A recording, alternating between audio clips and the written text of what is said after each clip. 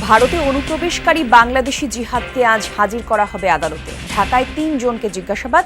এমপির খণ্ডিত মরদেহের সন্ধানে ভারতের ২৪ পরগনায় পুলিশের উদ্ধার অভিযান। সংকটে দেশের অর্থনীতি, দৈন্যদশার জন্য ক্ষমতাসীনরাই দায়ী বলছেন বিএনপি। অভিযোগ কাল্পনিক, দাবি আওয়ামী লীগের।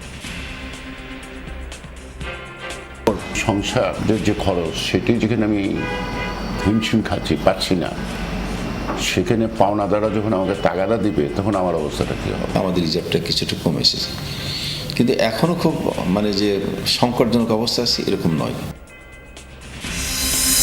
সাবেক আইজিপি বেনজির আহমেদের ৮৩টি দলিলের সম্পত্তি ক্রোক ও ২৭ ব্যাংক অ্যাকাউন্ট জব্দের নির্দেশ আদালতের। দুদকের আবেদনে এই আদেশ।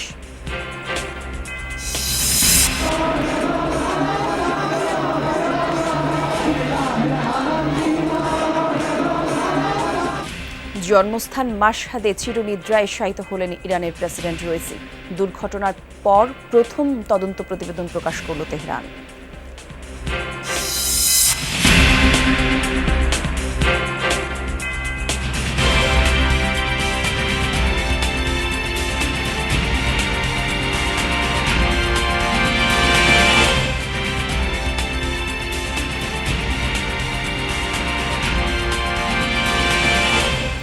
যমুনা নিউজে আমন্ত্রণ দর্শক, আপনাদের সঙ্গে আমি জান্নাতুল কলি আছি। সংবাদের শিরোনামগুলো দেখছিলেন, জানাবো বিস্তারিত। ভারতে সিআইডির হাতে গ্রেফতার হওয়া জিহাদ হাওলাদার বাংলাদেশি অনুপ্রবেশকারী আজ তোলা হচ্ছে তাকে দেশটির বারাসাত আদালতে। কলকাতার পশ্চিমবঙ্গের ২৪ পরগনা জেলার ভাঙড় এলাকায় আনোয়ারুল আজিম আনারের দেহাংশ ফেলা হয়েছে এমন তথ্য পেয়ে তল্লাশি শুরু করে সিআইডি। এ সময় জিহাদ হাওলাদারের নামের এক অবৈধ অভিবাসীকে গ্রেফতার করে তারা, এমনটাই জানিয়েছে সিআইডি। অভিযুক্ত জিহাদকে বারাসাত আদালতে পাঠানো হবে এবং তার বক্তব্য যাচাই করতে পিসি রিমান্ডে নেওয়া হবে বলে জানিয়েছে সিআইডি।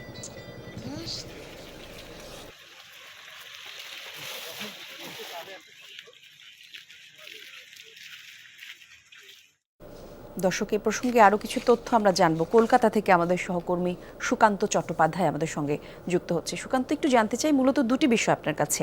জিহাদ হাওলাদারকে কখন আদালতে তোলা হবে, আর এই যে হত্যাকাণ্ডটি ঘটলো এ সম্পর্কে আর নতুন কোনো তথ্য যদি আপনার কাছে থাকে আমাদেরকে যদি একটু জানাতেন। দেখুন, দুপুর ১২টা নাগাদ কিন্তু এই আদালতে তোলার সম্ভাবনা রয়েছে। আমার পেছনেই বারাসাত জেলা আদালত রয়েছে, এখানেই সিজিএম যে মুখ্য দায়রা আদালত, সেখানে তাকে হাজির করা হবে এবং তাকে জিজ্ঞাসাবাদ করে গতকাল রাতেই কিন্তু সিআইডির একটি বিশাল টিম দক্ষিণ ২৪ পরগনার ভাঙড় ব্লকের যে ভাঙড় থানা, কাশীপুর থানা এবং যে ৩টি থানা এলাকায় কিন্তু তারা পরিদর্শন করেন এবং যেখানে যেখানে এই তার দেহাংশ অর্থাৎ সাংসদের দেহের টুকরো ফেলা হয়েছে প্লাস্টিক বন্দি করে, সেই জায়গাগুলি তারা পরিদর্শন করেন। যেহেতু রাত্রি হয়ে গিয়েছে, সেই কারণে তারা সেই খাল বিলে সেখানে নামতে পারেনি। আজকে সকাল থেকে কিন্তু তাকে নিয়ে অর্থাৎ জিহাদ হাওলাদারকে নিয়ে ফের এই সমস্ত জায়গাগুলোতে কিন্তু তারা যাওয়ার চেষ্টা করছে সিআইডির টিম এবং যে দেহাংশ যেখানে যেখানে ফেলা হয়েছে সেগুলো উদ্ধার করার চেষ্টা চলছে। যদিও সিআইডির কাছে কিন্তু ইতিমধ্যেই স্বীকারোক্তি দিয়েছেন যে এই জিহাদ হাওলাদারকেই কিন্তু আখরাদুজ্জামান তিনি নির্দেশ দিয়েছিলেন সাংসদকে হত্যা করবার জন্য এবং ফ্ল্যাটে আরো কয়েকজন সঙ্গী সহ ৪ জন ছিলেন। এই ফ্ল্যাটেই তাকে নৃশংসভাবে কিন্তু হত্যা করা হয়েছে। প্রথমে কুপিয়ে টুকরো টুকরো করা হয়, তারপর তার শরীরের মাংস থেকে হাড় বাদ করা হয়, সেই হাড়গুলোকেও টুকরো টুকরো করার পরে তাকে প্লাস্টিক বন্দি করা হয়। প্লাস্টিক বন্দি করার আগে বিভিন্ন যে মশলাপাতি মাখানো হয় যাতে মাংসের এই যে মাংসের যাতে কোনো দুর্গন্ধ না বেরোয় এবং পচন ধরে না ধরে, সেই কারণে কিন্তু এইটাকে করা হয়েছে। এবং এই জিহাদ হাওলাদারকে জিজ্ঞাসাবাদ করার পরে আজকেই আদালতে তাকে তোলা হবে। তারপর তাকে পুলিশ রিমান্ডে নেওয়ার পর আর কারা কারা যুক্ত রয়েছে, কোথায় কোথায় কি ঘটনা ঘটেছে সেটা কিন্তু পরিষ্কার আসবে সিআইডির কাছে। ধন্যবাদ আপনাকে সুকান্ত আমাদের সঙ্গে যুক্ত হওয়ার জন্য। এদিকে এমপি আনোয়ারুল আজিম আনারের খণ্ডিত মরদেহ উদ্ধারই এখন সবচেয়ে বেশি গুরুত্বপূর্ণ। ভারতে গ্রেফতার সিয়াম এবং বাংলাদেশে গ্রেফতার ৩ জনের স্বীকারোক্তি অনুযায়ী সেই চেষ্টাই চলছে বলে জানিয়েছেন ডিবি প্রধান হারুনুর রশিদ। বৃহস্পতিবার বিকেলে বাংলাদেশে আসা ভারতের ইন্টেলিজেন্স ব্যুরোর 4 সদস্যের সাথে বৈঠক শেষে এই তথ্য জানান ডিবি প্রধান। এর আগে টানা 4 ঘণ্টারও বেশি সময় ধরে বাংলাদেশে গ্রেফতার 3 জনকে জিজ্ঞাসাবাদ করেছে ভারতীয় পুলিশের ইন্টেলিজেন্স ব্যুরোর 4 সদস্য। আনোয়ারুল আজিম আনার হত্যাকাণ্ডের রহস্য উদ্ঘাটনে বিকাল 3:30টার দিকে অন্তু কুমারের নেতৃত্বে বাংলাদেশে এসে পৌঁছান ভারতীয় ইন্টেলিজেন্স ব্যুরোর 4 কর্মকর্তা। ভারতীয় দূতাবাস হয়ে ডিএমপির সদর দপ্তর, পরে বিকাল 5:30টার দিকে পৌঁছান ডিবি কার্যালয়ে।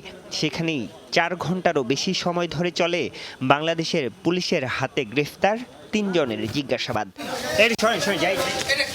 ভারতীয় পুলিশ সদস্যদের কেউ কথা না বললেও ডিবি প্রধান জানান, 2 দেশে গ্রেফতারকৃতদের তথ্য যাচাই বাছাই করে আনারের মরদেহের খণ্ডিত অংশ উদ্ধারের চেষ্টা চলছে। এই যে অপরাধীর কথা শুনেছেন এবং পাশাপাশি ওই দেশেও যিনি গ্রেপ্তার হয়েছেন ওনারা আমাদেরকে বলেছেন, তার মাধ্যমে তারা হয়তো শীঘ্রই চেষ্টা করছেন যেন ওই আসামিটাকে যে আসামি ডেড বডির যে বিভিন্ন পার্টগুলি কোথায় ফেলেছেন সেটা তারা হয়তো শীঘ্রই তারা বের করে ফেলতে পারবে। হত্যার রহস্য উন্মোচনে বাংলাদেশে গ্রেফতার 3 জনকে জিজ্ঞাসাবাদের পাশাপাশি 2 দেশের পুলিশের হাতে থাকা তথ্যের আদান প্রদান হয়েছে বলে জানান ডিবি প্রধান।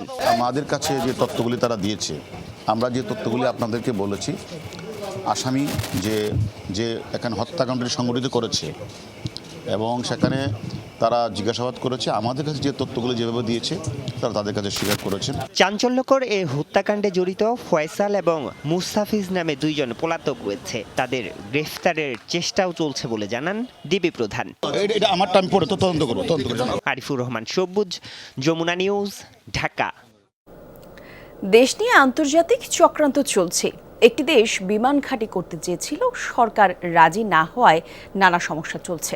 14 দলের সাথে এক বৈঠকে এসব কথা বলেন প্রধানমন্ত্রী শেখ হাসিনা। তিনি বলেন, মূল্যস্ফীতি এখন বৈশ্বিক সমস্যা, আর রিজার্ভ নিয়ে চিন্তার কিছু নেই বলেও আশ্বস্ত করেন প্রধানমন্ত্রী।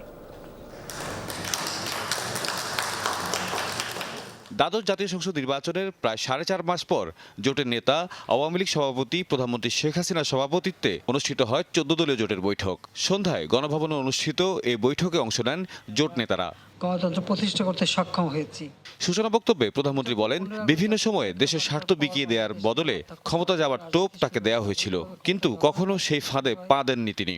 এখনো দেশ নিয়ে আন্তর্জাতিক চক্রান্ত চলছে বলে জানান প্রধানমন্ত্রী শেখ হাসিনা। আমার ক্ষমতায় আসতেও অসুবিধা হবে না যদি আমি বাংলাদেশে কারো এয়ারবেস করতে দিই, ঘাঁটি করতে দিই, তাহলে আমার কোনো অসুবিধা নাই। কোনো এক সাদা চামড়ারই প্রস্তাব, আমাদের বে অফ বেঙ্গল ভারত মহাসাগরের মধ্যেই একটা উপসাগর, এটা সারা প্রাচীন যুগ থেকেই ব্যবহার করা হচ্ছে। এই জায়গাটার উপরে অনেকেরই নজর, তো সেটা আমি হতে দিচ্ছি না, এটাও আমার একটা অপরাধ। তো চক্রান্ত এখনও আছে, যে কারণে আমাদের কিছু সমস্যা সবসময় পড়তে হবে আমি জানি, কিন্তু আমি এটা পাত্তা দিই না, সোজা কথা। চলমান মূল্যস্ফীতি শুধু দেশের জন্য নয়, বরং বৈশ্বিক সমস্যা বলে উল্লেখ করেন সরকার প্রধান। রিজার্ভ নিয়ে চিন্তার কিছু নেই বলেও সবাইকে আশ্বস্ত করেন তিনি। এখন ইনফ্লেশনটা কমাতে পারলে তাহলে একটু মানুষের একটু স্বস্তি হতো। উৎপাদনের কোনো অভাব নেই। এবারেও আমাদের বোরো ধান খুব ভালো আসছে অলরেডি, বোরো হাওড়ে কাটা প্রায় শেষ। আমরা চেষ্টা করে যাচ্ছি দেশটা যেন সচল থাকে, এগিয়ে যেতে পারে। আমাদের যদি খাদ্য মজুদটা থাকে আপৎকালীন সময়ের জন্য, তখন রিজার্ভ নিয়ে আমাদের চিন্তার কোনো ব্যাপার না, এটা নেবে খুব বেশি চিন্তার কিছু নেই। মুক্তিযুদ্ধের পক্ষে শক্তি ছাড়া দেশের উন্নয়ন সম্ভব নয় বক্তব্যে আবারও তা উল্লেখ করেন প্রধানমন্ত্রী। আমরা যারা স্বাধীনতার সপক্ষ শক্তি, আমাদেরকে আরও সুসংগঠিত হয়ে আমাদের মানুষের কাছে, যে মানুষকে এই চেতনায় ফিরিয়ে আনতে হবে। কৃত্রিম বুদ্ধিমত্তা দিয়ে যেন হেয় প্রতিপন্ন করা না যায় সেজন্য ব্যবস্থা নেওয়া হচ্ছে বলেও জানান সরকার প্রধান। আর্টিফিশিয়াল ইন্টেলিজেন্সের মাধ্যমে যে মানুষকে হেয় প্রতিপন্ন করা, সেটাও করা হচ্ছে, সেটাকেই নজরদারিতে আনার জন্যই আমরা ব্যবস্থা নিয়েছি। তাহিদ মিথুন, যমুনা নিউজ, ঢাকা। এত বড় দুর্যোগেও ওই বাড়িগুলি দাঁড়িয়ে আছে কোন শক্তিতে? সেজন্য প্রয়োজন উচ্চ শক্তির নির্মাণ সামগ্রীর ব্যবহার, যেমন জিপিএইচ কোয়ান্টাম B600DR, বাংলাদেশের উচ্চ শক্তি সম্পন্ন একমাত্র রড। সাবেক আইজিপি বেনজির আহমেদের সম্পত্তি ক্রোকের নির্দেশ দিয়েছেন আদালত। দুদকের আবেদনের প্রেক্ষিতে বৃহস্পতিবার ঢাকা মহানগর দায়রা জজ মোহাম্মদ আশামসুল আশরামস জগলুল হোসেনের আদালত গোপালগঞ্জে তার ৮৩টি দলিলের সম্পত্তি জব্দের আদেশ দেন। দুদকের মুখ্য আইনজীবী জানিয়েছেন, সাবেক আইজিপি বেনজিরের বিরুদ্ধে দুর্নীতির অভিযোগ থাকায় দুদকের অনুসন্ধান চলছে। অনুসন্ধানের ধারাবাহিকতায় দুদকের তদন্তকারী কর্মকর্তা দুদকের পাবলিক প্রসিকিউটরের মাধ্যমে তার স্থাবর অস্থাবর সম্পত্তি ক্রোকের আবেদন করেন। আদালত আবেদন পর্যালোচনা করে এই আদেশ দেন। একই সাথে ২৭টি ব্যাংকে ৩৩টি অ্যাকাউন্টের জব্দেরও নির্দেশ দেওয়া হয়েছে। ঢাকার মহানগর সিনিয়র স্পেশাল জাজ আজকে দুর্নীতি দমন কমিশনের আবেদনটি পর্যালোচনা করে আইনজীবী নথি দেখে এটা জব্দের নির্দেশ দিয়েছে, যেখানে হলো ৮৩টা দলিলের প্রপার্টি আছে এবং প্রায় সম্ভবত ৩৩টা ব্যাংক অ্যাকাউন্ট আছে। অর্থনীতি, রিজার্ভ ডলার মূল্যস্ফীতি সহ সব সূচকেই নেতিবাচক অবস্থা। টেনে তুলতে বারবার নীতি পরিবর্তন হচ্ছে, কিন্তু টেকসই হচ্ছে না কোনো কিছুই। করোনা সংক্রমণ এবং বিশ্বব্যাপী যুদ্ধাবস্থার প্রভাব কাটিয়ে অন্যান্য দেশ যেখানে ঘুরে দাঁড়াচ্ছে, সেখানে ব্যতিক্রম বাংলাদেশ। দেশের বিপুল সংখ্যক মানুষের আয়ের চেয়ে ব্যয় হচ্ছে বেশি। বিশ্লেষকরা বলছেন, খুব সহসায় সংকট থেকে উত্তরণ সম্ভব না। সংস্কার উদ্যোগ কঠোরভাবে বাস্তবায়ন করতে হবে। রিমন রহমানের রিপোর্টে থাকছে বিস্তারিত। অর্থনীতির উত্থান পতন, জটিল সূচকের কিছুই বোঝেন না খিলগয়ের জায়দা। দুবেলা দুমুঠো খেয়ে বিঘ্নহীন জীবন পার করাই সাধনা, কিন্তু তিনি আর পেরে উঠছেন না। দ্রব্যমূল্য বা মূল্যস্ফীতির চাপ কাবু করেছে পরিবারটিকে। একদিন ব্যাগ বেড়ে খাই, 3 দিনও বেশ খাই, তুই করে খাই জীবন বাঁচাই। ওদের 1 পর চাইলাম দিলাম, 3 জনের খাম, 1 পর চাইলাম 3 জনের বেল তো দুপুরি হয়ে গেছে গা। সরকারের হিসেবে 1 বছর আগে 100 টাকায় যে খাদ্যপণ্য কেনা যেত, তা কিনতে গুনতে হচ্ছে 10 টাকা বেশি। বাস্তবে এ তথ্যের সঙ্গে একমত হতে চান না অনেক ক্রেতা। তারা বলতে চান, দাম বেড়েছে আরও বেশি। মূল্যস্ফীতির হার কাগজের চেয়ে বাজারে বেশি। দরিদ্ররাও টিসিবি, রেশন কার্ডের মতো সরকারের বিভিন্ন স্কিমের উপকার পান। নির্দিষ্ট মধ্যমায়ের পরিবারগুলোর অবস্থা আরও খারাপ। রাতে খাই, না পেলে দুপুরে খাই। ভোক্তার উপর মূল্যের চাপ প্রকট দেখে বাজারে টাকার সরবরাহ কমানো সহ নানা পদক্ষেপ নিয়েছে সরকার ও কেন্দ্রীয় ব্যাংক। তবুও কেন হচ্ছে না কাজের কাজ? আমাদের মূল্যস্ফীতিটা যখন প্রাথমিক পর্যায়ে ছিল, তখন কিন্তু আমরা সঠিক যে নীতিগুলো নেওয়া উচিত সেগুলো সঠিক সময়ে নেইনি। তারপরে যখন মুদ্রানীতিটা অর্থাৎ এটা মানে আরও বেশি হয়েছে বা এটা পারসিস্টেন্ট হয়ে গেছে মানে আমাদের অর্থনীতিতে, তখন কিন্তু আমরা নিয়েছি। কাজে ওখানে একটা আমরা ডিলে করেছি। দেশে সংকোচনমূলক মুদ্রানীতি দিয়ে মূল্যস্ফীতি কমানো যাবে না। আমদানির উপরে যে শুল্ক আছে, কাস্টম ডিউটি বা ইম্পোর্ট ডিউটি, সেই শুল্কটাকে কমানো। প্রবাসী বাংলাদেশিরা দেশে বিদেশি মুদ্রা পাঠান। পোশাক সহ বিভিন্ন পণ্য সেবা রপ্তানি থেকেও আসছে ডলার। তবুও অস্থিরতা কাটছে না ডলারের দামে। সম্প্রতি $1 7 টাকা বাড়িয়েও মীমাংসা হচ্ছে না। ডলারের রিজার্ভ বাড়াতে 30 ব্যাংকের ব্যবস্থাপনা পরিচালকরা যে যুক্তরাষ্ট্র যাচ্ছেন, সেখানেও তাদের খরচের জন্য $1 দাম ধরা হয়েছে 123 টাকা। টাকার অবমূল্যায়ন বড় ধরনের আঘাত হানছে প্রতিদিনের অর্থনীতিতে। আমরা যদি আয় না করি, ব্যয় যদি করি, তাই না, বেশি করি, তাহলে রিজার্ভের উপরে চাপ পড়বে। রপ্তানি যেমন আমরা একটা পণ্য নির্ভর হয়ে পড়েছি, আরএনজি নির্ভর, অন্যান্য খাতে আমরা সঠিকভাবে রপ্তানিগুলোকে বাড়াতে সক্ষম হয়নি। রিজার্ভ তো ক্রমশই কমে যাচ্ছে। রপ্তানি, তারপরে হচ্ছে যে রেমিটেন্স, তো এইগুলো কিভাবে বাড়ানো যায় সেদিকটা সচেষ্ট হতে লাগবে। বলা হয়, ঋণের সঙ্গে প্রবৃদ্ধির সম্পর্ক নিবিড়। সামঞ্জস্যপূর্ণ ঋণ গ্রহণ এবং নিয়মিত পরিশোধ করে এগিয়ে যাচ্ছে এই দেশ। কিন্তু সম্প্রতি বিদেশি ঋণের হিসাব কিতাবও মাথা ব্যথার কারণ হচ্ছে। মাথাপিছু ঋণের পরিমাণ দাঁড়িয়েছে 70,000 টাকা। ধারাবাহিকভাবে এই দায় শোধ করতেও চাপে পড়ছে অর্থনীতি। উন্নয়ন খাতে যে কাঙ্ক্ষিত যে ব্যয়, এই ব্যয়টা করতে পারছি না, কারণ আমাদের যে আয়ের উৎস, এখান থেকে তো একটা বড় অংশ আপনার ঋণ শোধে ব্যয় চলে যাচ্ছে। প্রাইভেট সেক্টর লোন ডিসকারেজ করা উচিত, কেননা এগুলোর সুদের হার অনেক বেশি থাকে, তারপরে ওই মেয়াদকাল কম থাকে, যে তাতে করে ওই ঋণের বোঝাটা বেড়ে যায় আর কি। জনগণের কাছ থেকে কর, ভ্যাট ও বিভিন্ন শুল্কের মাধ্যমে সরকার যে আয় করে, সেই রাজস্ব খাতেও ঘাটতি আছে প্রত্যাশার তুলনায়। চিন্তার কারণ হয়ে দাঁড়িয়েছে ব্যাংক খাতের খেলাপি ও ঋণ জালিয়াতির ঘটনা। কিছু কিছু ব্যয় আমার সরকারে আছে, সরকার ঐতিহাসিকভাবে এটা মাথায় পেয়েছে, করে যাচ্ছে।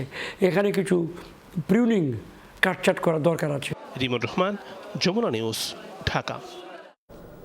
সামনের দিনগুলোতে দেশের অর্থনৈতিক সংকট আরও তীব্র হবে বলে মনে করে বিএনপি ও যুগপৎ আন্দোলনে থাকা দলগুলো। নেতারা বলছেন, ডলার এবং রিজার্ভ সংকট মূল্যস্ফীতি সহ সামগ্রিক অর্থনীতির দৈন্যদশার জন্য দায়ী ক্ষমতাসীনরাই, যার সমাধান গণতান্ত্রিক নির্বাচনে জনগণের সরকার প্রতিষ্ঠা। সাধারণের সামনে দেশের অর্থনীতির অবস্থা তুলে ধরে আগামীর আন্দোলনের পরিকল্পনা করছে বিরোধী দলগুলো। সহকর্মী সাইফুদ্দিন রবিন জানাচ্ছেন বিস্তারিত। বিএনপি ও সমমনা দলগুলোর সরকার পতনের এক দফা আন্দোলন অনেকটা মুখ থুবড়ে পড়ে ২৮ অক্টোবর মহাসমাবেশ পণ্ডের মধ্য দিয়ে। এরপর ৭ জানুয়ারির নির্বাচনও প্রতিহত করতে পারেনি তারা। মিথ্যা কথা বলছে, মিথ্যা ডাটা দিচ্ছে, মিথ্যা তথ্য দিচ্ছে। নির্বাচন ও নতুন সরকার গঠনের দীর্ঘদিন পর হলেও হতাশা কাটিয়ে সোচ্চার হচ্ছে বিএনপি ও যুগপৎ আন্দোলনে থাকা দলগুলো। লিয়াজু কমিটি বিশ্লেষণ করেছে দেশের অর্থনৈতিক পরিস্থিতি। নেতারা বলছেন, বাজারে পণ্যের দামে আগুন, কয়েক মাসের মধ্যে বাড়বে নগদ টাকার সংকট, বৈদেশিক ঋণের বোঝা আরও চাপানো হবে জনগণের উপর। সংসারের যে খরচ সেটি যেখানে আমি হিমশিম খাচ্ছি, পাচ্ছি না, সেখানে পাওনাদাররা যখন আমাকে তাগাদা দিবে তখন আমার অবস্থাটা কী হবে। আর কয়েকটা ব্যাগ তো রুগ্ন নয়, এটা বোধহয় আয়ুষ্কালই শেষ হয়ে গেছে। টাকার 7 টাকা অবমূল্যায়ন করে IMF এর একটা ছোট অঙ্কের একটা ঋণের জন্য, সেই ঋণ সরকারকে কতখানি রক্ষা করবে জানি না, কিন্তু জনজীবনে আর্থিক নানা ক্ষেত্রে এটার নেতিবাচক যে অভিজ্ঞতা সেটা অনেক বেশি। এই যে 22-23 অর্থ বছরে বাংলাদেশ ব্যাংক বলছে $55 বিলিয়ন আমাদের রপ্তানি, কিন্তু অপ্রত্যাশিত এই রপ্তানি আয় সেটা $12 বিলিয়ন উপরে, অর্থাৎ $12 বিলিয়ন আসেনি। নিট রিজার্ভ $13 বিলিয়ন নেমে এসছে বলে এখন বলা হচ্ছে। পুরো অর্থনৈতিক ফলাফলটা বিদ্যমান একটা ফ্যাসিস্ট কর্তৃত্ববাদী রাজনৈতিক বন্দোবস্তের ফলাফল। বিরোধী নেতারা বলছেন, অর্থনৈতিক সংকটের জন্য দায়ী সরকার, কারণ ক্ষমতাসীনদের ব্যাংক লোপাট, দুর্নীতি ও অর্থ পাচার। দুর্নীতি, লুণ্ঠনের অবাধ সুযোগ দিয়ে কিন্তু তারা এই ক্ষমতাটা টিকিয়ে রেখেছে। সংকটটা তারাই সৃষ্টি করেছে, কাজে এই সংকট সমাধানের কোনো সক্ষমতা তাদের নেই। সরকার সম্ভবত পরোক্ষভাবে এসব যে মুনাফাখোর সিন্ডিকেট কোনো না কোনোভাবে তাদের কাছে সরকার জিম্মি। মোরাল বা ইথিক্যাল যে অথরিটি বা শক্তি লাগে, দুর্ভাগ্যজনকভাবে এটা না থাকাতে কেউ সরকারের কথা শুনছে না। এই সরকারের আমলে যেই ব্যাংকগুলো দেওয়া হয়েছে দলীয় বিবেচনায় আওয়ামী লীগের নেতাদেরকে, সেই ব্যাংকগুলো আজকে ফোকলা। সরকারি দলের নেতা কর্মীদের বাড়ি ঘরে যদি অভিযান চালানো হয়, কোটি কোটি টাকা, ডলার আপনারা পাবেন। এক কথায় সরকার নেই, রাষ্ট্রযন্ত্রের, সেটা প্রশাসন থেকে আরম্ভ করে রাজনৈতিক যারা আছে সকলের একটা যৌথ সুবিধা আছে। সাধারণ মানুষ নিত্যপণ্যের অস্বাভাবিক মূল্য সহ প্রতিদিন যে অর্থনৈতিক সংকট মোকাবেলা করছে, সেই বিষয়টি সামনে রেখে সোচ্চার হচ্ছে বিরোধী দলগুলো। দেশের অর্থনৈতিক সংকটকে সামনে রেখেই আন্দোলনের প্রস্তুতি নিচ্ছে তারা। এই পরিস্থিতি চলতে দিলে দুর্ভোগ আরও বাড়বে, দুর্গতি আরও বাড়বে, অনিয়ম বাড়বে, কারণ কেউ কথা শুনছে না। প্রত্যেকে মনে করেন যে তারা সরকারকে টিকিয়ে রেখেছে। একটা পলিটিক্যাল পার্টি তাকে অলওয়েজ কেয়ারফুল থাকতে হয় যে পিপুল সেন্টিমেন্ট অফ দ্য পালস, মানুষ এখন কি চায়, মানুষের কি সমস্যা। দ্রব্যমূল্যের ঊর্ধ্বগতি, দুর্নীতি, অর্থ পাচার, এগুলোকে নিয়ে জনসম্পৃক্ততামূলক কর্মসূচির দিকে আমরা এগিয়ে যাচ্ছি। বিদ্যমান রাষ্ট্র ব্যবস্থা যে বন্দোবস্তে চলছে, এটার বদল ঘটাতে হবে। সেইটাই বাংলাদেশে এই অর্থনৈতিক সংকট বলেন, দুর্বৃত্তায়ন বলেন, এই রাজনৈতিকভাবে অর্থনৈতিকভাবে এটা বদল ঘটানোর, এর পরিবর্তন করার গ্যারান্টি। বিএনপি ও আন্দোলনরত সমমনা দলগুলোর নেতারা বলছেন, জবাবদিহিমূলক গণতান্ত্রিক সরকারই দিতে পারে এই অর্থনৈতিক সংকটের সমাধান। সাইফুদ্দিন রবিন, যমুনা নিউজ, ঢাকা। দেশের রিজার্ভের পরিমাণ কম হলেও স্থিতাবস্থায় আছে উল্লেখ করে ক্ষমতাসীন আওয়ামী লীগ বলছে, এ নিয়ে বিএনপির অভিযোগ কাল্পনিক। বৈশ্বিক পরিস্থিতিতে নিত্যপণ্য নিয়ে অস্বস্তি থাকলেও নিয়ন্ত্রণে আন্তরিকতার ঘাটতি নেই। সরকার এবং আওয়ামী লীগের দায়িত্বশীল নেতারা বলছেন, প্রধানমন্ত্রী শেখ হাসিনার নির্দেশনায় সংকট মোকাবেলায় তৎপর সরকার, এ নিয়ে রাজনীতি করার সুযোগ পাবে না বিএনপি। তাওহিদ মিথুনের রিপোর্ট। টানা 4 মেয়াদে ক্ষমতায় আওয়ামী লীগ সরকার। তাদের আমলে একটা সময় দেশের রিজার্ভের আকার ওঠে অনন্য উচ্চতায়। $48 বিলিয়ন বেশি হয় বিদেশি মুদ্রার মজুদ। দীর্ঘ সময় ধরে মূল্যস্ফীতির হার ছিল 6% ঘরে। এক দশক ধরে 6% বেশি ছিল গড় জিডিপি। 8% ওঠে মোট দেশজ উৎপাদন। সরকারের নানামুখী উদ্যোগে এখন 20% ঘরে দারিদ্র্যের হার। তবে 2019-এ তৃতীয় মেয়াদে ক্ষমতায় আসার পর করোনা মহামারীর ধাক্কা লাগে অর্থনীতিতে। সংকট থেকে উত্তরণে নানা পরিকল্পনায় এগিয়ে চলে সরকার। এরপরই আসে রাশিয়া ইউক্রেন যুদ্ধ, সৃষ্টি হয় বৈশ্বিক সংকট। এমন পরিস্থিতিতে চতুর্থ মেয়াদে ক্ষমতায় আসে আওয়ামী লীগ। এরই মধ্যে শুরু হয় ইসরায়েল ফিলিস্তিন যুদ্ধ, ঘনীভূত হয় অর্থনৈতিক সংকট, রিজার্ভ ডলার সংকট আলোচনা আসে ঘুরে ফিরে, যদিও রিজার্ভ নিয়ে সর্বোচ্চ তৎপর সরকার। অর্থনীতির এমন পরিস্থিতিতে সরকার 1 বছরও টিকতে পারবে না বলে দাবি বিএনপি ও সমমনা দলগুলোর। কিন্তু আওয়ামী লীগ নেতারা বলছেন, রিজার্ভ নিয়ে অভিযোগগুলো কাল্পনিক। বৈশ্বিক পরিস্থিতির কারণে সৃষ্ট সংকট মোকাবেলায় তৎপর সরকার। বিশ্ব রাজনীতিতে যখন অস্বস্তি দেখা যায়, সেই জায়গা থেকে অর্থনীতিতেও তখন কিছু সমস্যা, সংকটের সৃষ্টি হয়। বাংলাদেশ কোনো সংকটে পড়বে না। সংকট যদি থেকেও থাকে, সে সংকটে উত্তরণ ঘটানোর মতো দক্ষতা মাননীয় প্রধানমন্ত্রী শেখ হাসিনার রয়েছে। সব মিলিয়ে এই প্রায় 4টা বছর 5টা বছর যে প্রচণ্ড অর্থনৈতিক একটা বৈশ্বিক মন্দা গেছে, সেই মন্দার কারণে বাংলাদেশের উপরও মন্দার ছায়া ছিল বা এর আঘাতের কারণে আমাদের রিজার্ভটা কিছুটা কমে এসেছে। কিন্তু এখনও খুব যে সংকটজনক অবস্থা আছে এরকম নয়। বিএনপি রাজনীতি এতটাই দুর্দশার মধ্যে চলে গেছে যে তারা কোনো নির্বাচন করতেও সাহস পায় না। তো এই ভীতি কাটানোর জন্য এখন মাঝে মধ্যেই দলীয় কর্মীদের চাঙা করার জন্য সরকার বিরুদ্ধে কাল্পনিকভাবে তারা এই ধরনের একটা প্রচার করছে যে সরকার 1 বছর টিকবে কি 2 বছর টিকবে এরকম। দ্রব্যমূল্য নিয়ন্ত্রণে সরকারকে ব্যর্থ বলে দাবি বিরোধী দলগুলোর। তবে সরকার বলছে, বিশ্ববাজারে পণ্যের দামে অস্থিরতা, তাই দেশে পণ্যমূল্য সমন্বয়ে কিছুটা হিমশিম অবস্থা হলেও কড়া নজরদারি আছে সরকারের। বেসামাল একটি গতি দ্রব্যমূল্য নিয়ে রয়েছে, এটি অপ্রিয় সত্য কথা। মাননীয় প্রধানমন্ত্রী নির্দেশনা দিয়েছেন, বাণিজ্য মন্ত্রণালয় সহ মার্কেট বাজার ব্যবস্থাপনার সঙ্গে যারা সংশ্লিষ্ট রয়েছেন তারা অত্যন্ত তৎপর রয়েছে। মানুষ কিন্তু প্রতিক্ষণে সার্বিক খবর রাখছে, অবহিত হচ্ছে। কাজে সেই মানুষদেরকে কিন্তু বিভ্রান্ত করতে বিএনপি, জামাত এ অবশক্তি পারে নাই। অনেক সময় দ্রব্যমূল্য আমরা দেখি যে নিয়ন্ত্রণে রাখা যায় না, বিভিন্ন কারণেই হয়তো রাখতে পারে না। তো সেটা সরকার চেষ্টা করতেছে আন্তরিকভাবে, যাতে দ্রব্যমূল্যটা সাধারণ মানুষের কাছে একটা সহনীয় পর্যায়ে থাকে। মিথ্যাচার করে জনগণকে বিভ্রান্ত করে যে সরকার পতন ঘটবে, এই ধরনের কথা বলে কোনো লাভ হবে না। নেতারা জানিয়েছেন, টানা ক্ষমতা থাকলেও আওয়ামী লীগ আত্মতুষ্টিতে নেই। মানুষের দুর্ভোগ লাঘবেই সরকারের চ্যালেঞ্জ। বর্তমানে বিশ্বের 7ম দ্রুত উন্নয়নশীল অর্থনীতির দেশের নাম বাংলাদেশ। 2041 সালে উন্নত দেশের কাতারে পৌঁছানোর লক্ষ্য ঠিক করেছে সরকার। জনগণ কিন্তু সমস্ত বিষয়গুলি অনুধাবন করছে। তাওহিদ মিথুন, যমুনা নিউজ, ঢাকা। ভয়াবহ হেলিকপ্টার দুর্ঘটনায় ইরানের প্রেসিডেন্ট ইব্রাহিম রাইসি ও পররাষ্ট্রমন্ত্রী হোসেন আমির আবদুল্লাহ আহিয়ানের মৃত্যুর ঘটনায় প্রথম তদন্ত প্রতিবেদন প্রকাশ করেছে ইরান। বৃহস্পতিবার দেশটির সশস্ত্র বাহিনীর চিফ স্টাফ এই প্রতিবেদনে প্রকাশ করে। তদন্ত প্রতিবেদনে বলা হয়েছে, হেলিকপ্টারটি পুরো পথে তার ফ্লাইট রুটেই ছিল। দুর্ঘটনার 1.5 মিনিট আগে বিধ্বস্ত হওয়া হেলিকপ্টারের পাইলট প্রেসিডেন্ট বহরে থাকা অন্য 2টি হেলিকপ্টারের সঙ্গে যোগাযোগ করেছে বলেও জানানো হয়। এছাড়া প্রেসিডেন্ট বহরে থাকা অন্য 2টি হেলিকপ্টারের সঙ্গে যোগাযোগ করেছে বলেও জানানো হয়। এছাড়া বিধ্বস্ত হওয়া হেলিকপ্টারের বুলেট কিংবা তার অনুরূপ কোনো বস্তুর আঘাতের চিহ্ন পাওয়া যায়নি।